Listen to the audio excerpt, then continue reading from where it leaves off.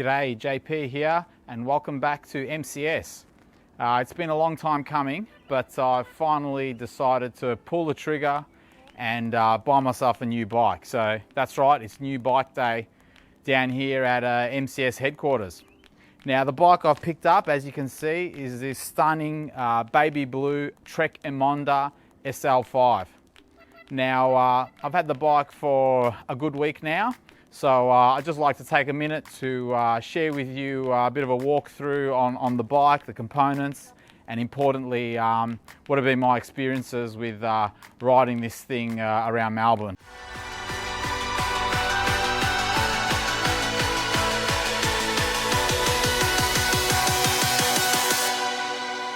So I've purchased this with the idea of it being my sort of workhorse or commuter bike. So the TCR will still be sleeping in the bed with me, but this Trek will probably be replacing the Bianchi out on the bike path and commuting to work and generally doing the hard work of all the bikes. So first up, the ever controversial topic of brakes. I've decided to go with the rim brake version. So this bike comes complete with a 105 R7000 mechanical rim brake. Now they're the direct mount brakes, a little bit on the braking later on, but that's the model I've gone with. Now the reasons for that are, of course, the weight of the bike. Secondly is the cost. Yes, I'm still a bit of a tight ass, and also, importantly for me, it lets me use some of the other wheels I've got in the garage. So I've got a few good rim brake wheels, so I'll be able to try those out on this bike as well. For the ride review and ride comparison, I will be comparing that mainly to my trusty Giant TCR SL0. Just a quick recap on that bike. It is a 2014 model, complete with Dura-Ace Di2 Groupset. Now, it's just my main comparison bike. It may be 6 years old, but it's still a good bike. And so that will be, a lot of the times I'll be drawing a lot of comparisons with that bike. It's just what I have to directly compare this bike with. So anyway, let's get on with some of the details. So the bike is pretty much bog standard as it's rolled off the showroom floor. There are a couple of modifications I've had to make to get my fit dialed. Firstly, I've swapped out the stem for a 110mm item. Secondly, to accommodate these ridiculously long and powerful legs, I had to go for the 200mm seat topper mast here. But other than that, it's pretty much a standard Trek Emonda SL5. I even treated myself to some of these awesome Bontrager carbon bidon cage. As is my commuter, just going with the one cage. Now I know most cyclists out there are infatuated with weight. I know I am. Now I've weighed this bike. It comes in at 8.4 kilos, and for my friends over in the USA, according to my conversion, that comes in at about 18.5 pounds. So it's pretty light. Now, some of the components you may be looking to replace might be the wheels. Now, I have weighed the wheels independently as well with the Bontrager 25C tyres and also a 105 1128 cassette. Now, I was a bit surprised. They're actually a bit heavier than I thought. And so, drum roll, the standard wheel set comes in at 3.3 kilos. Now, I know my Fulcrum Zeros with cassette and tyres come in at 2.5 kilos. So you've got a good 800 gram saving right there on the wheel set if you choose to upgrade that down the track. Now, you could also maybe look at putting on a lighter saddle. With some pretty minor upgrades down the track, the bike will be well under 8 kilos. Now, for an entry-level bike, I think that is quite respectable. Let's go through it. Let's go through the build components on this bike in a bit more detail. So this Trek Emonda SL5 is Trek's entry-level carbon 105 road bike. Now, some of you that have been following along on some of my other bike reviews were probably thinking that I would be purchasing an aluminium bike. Now that was really the direction that I was going, but this particular carbon version came up at an excellent price of $1,880 Aussie dollars.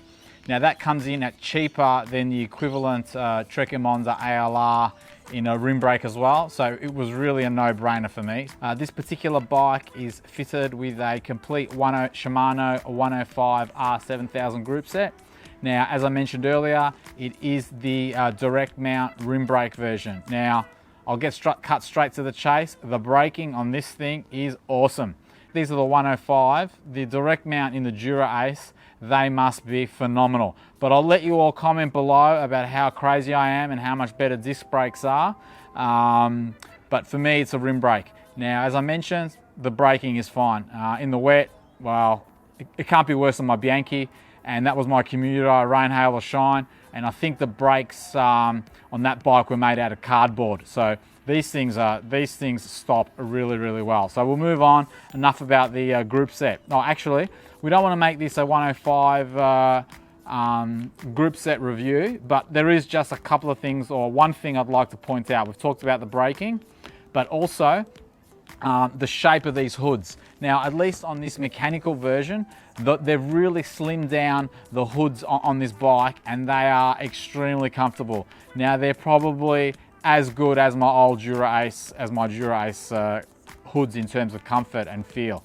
Now, the earlier 5700 or 58 Shimano 105, I felt that they were a little bit bulky, but the hoods on this group set are spectacular. They're a standout in my opinion. Anyway, let's move on to some of the other components on this bike. We mentioned the frame. It's Trek Emonda's SL5, which they call their 500 OCLV carbon, whatever that is. It's their entry-level carbon frame. What else have we got here? We've talked about the group set.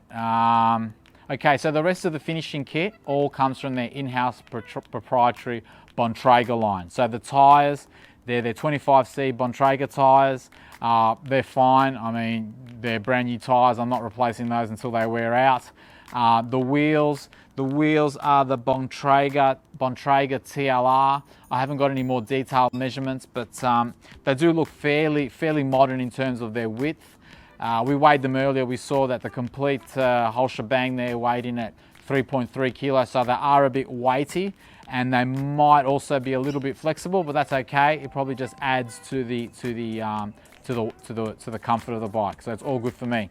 Another thing you may be looking to swap out is the saddle. Now, I will mention my ass is generally not that fussy. I do ride a Physique Arione, but I haven't. You know, it's not that I've tried different saddles. I just tend to ride whatever there is, and but I found that this particular saddle is extremely comfortable. So it won't be something that I'll be swapping out in any hurry.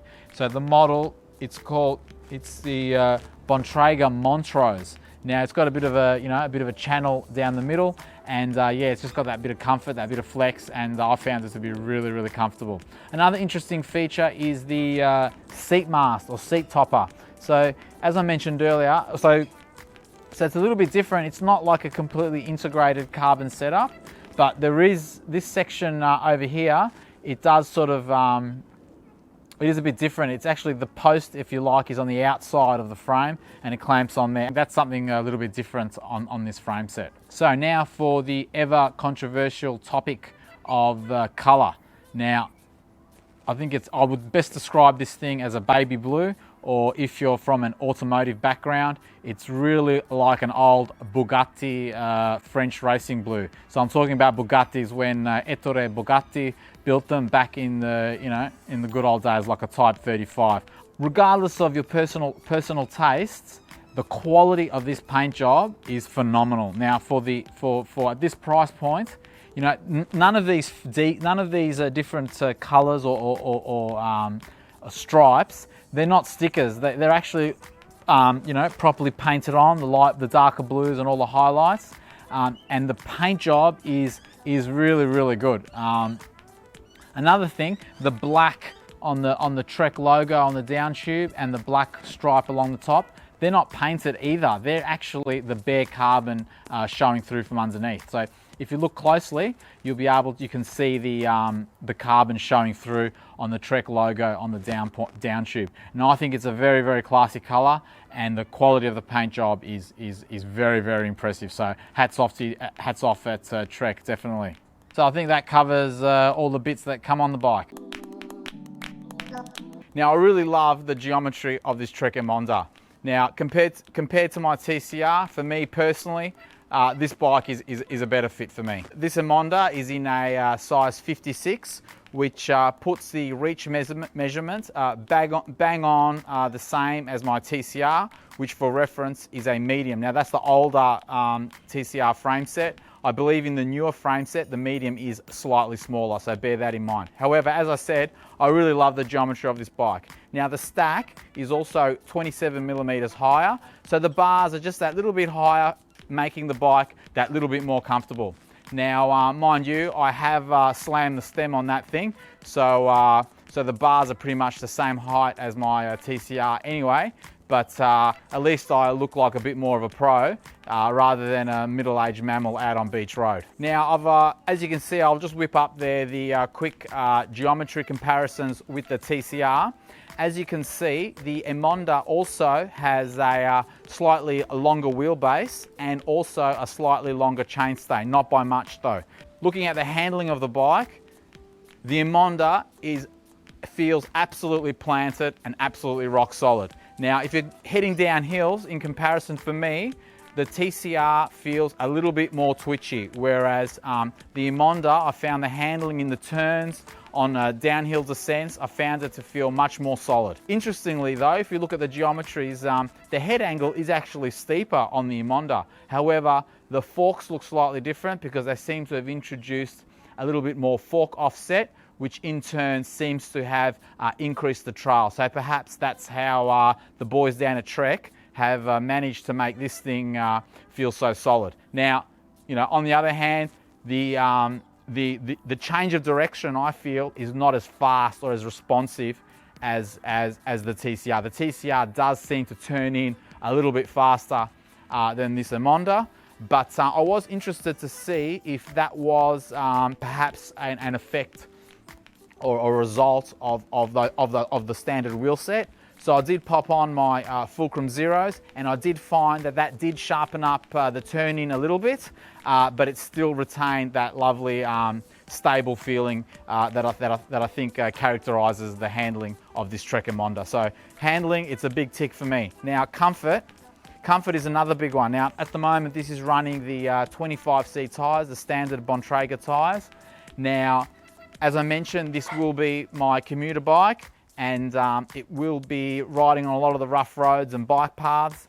Now, I found this thing to be super comfortable. It's more comfortable than my TCR, and it's definitely more comfortable than my aluminium Bianchi. Now, there's a few really bumpy roads that I normally get out of the saddle and try and, you know, float over as gently as I can.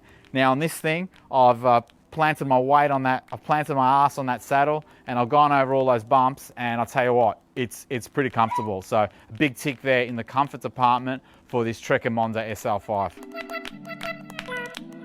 I guess this is a little bit of a tough one to gauge. Now remember, my Giant TCR, which I'm comparing the performance of this bike to, is a 6-year-old bike now, but it is Giant's SL0. It is their top of the range bike with a much higher level of componentry as well. And even 6 years ago, the TCR did cost almost 4 times as much as this Trek Emonda SL5. Now, anyway, I'll cut to the chase. It's not as fast as my TCR. Now, what do I mean by that? I'm not talking about, you know, back-to-back power testing or anything like that. I'm just using, you know, the seat of the pants dyno, as they say. You know, the feeling in my heart, the feeling the bike gives me. When I'm jumping between the two bikes, I do. The TCR does seem to be a little bit more willing, does have that little bit more go when you do push on the pedals. Now, that could be a result of a few things. It could be, you know, the lighter weight of the bike will contribute to that acceleration. Also, perhaps it could be, you know, the higher quality carbon frame, you know, is that little bit stiffer and maybe does more efficiently transfer the power to the road. Now, that's just my feeling. As I said, it's a bit subjective. There really isn't that much of a difference, but it is quite noticeable in my opinion. The TCR really does get up and boogie. This thing does provide that much smoother ride though.